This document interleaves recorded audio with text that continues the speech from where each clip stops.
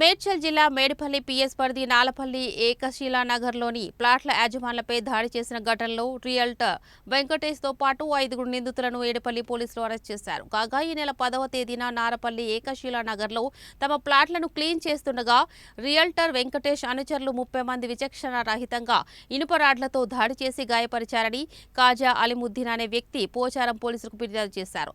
దాంతో బాధితుల ఫిర్యాదు మేరకు 0 ఎఫ్ఐఆర్ నమోదు చేసిన పోచారం పోలీసులు కేసును మేడిపల్లి పిఎస్కు ట్రాన్స్ఫర్ చేశారు. ఘటనపై దర్యాప్తు చేసిన మేడిపల్లి పోలీసులు రియల్టర్ వెంకటేష్ సహా 5గురిని అరెస్ట్ చేసి రిమాండ్కు తరలించారు.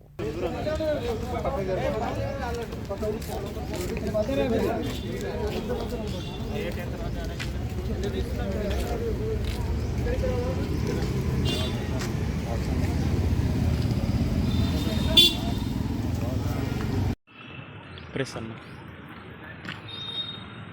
ఫోటోలు తీసుకోండి.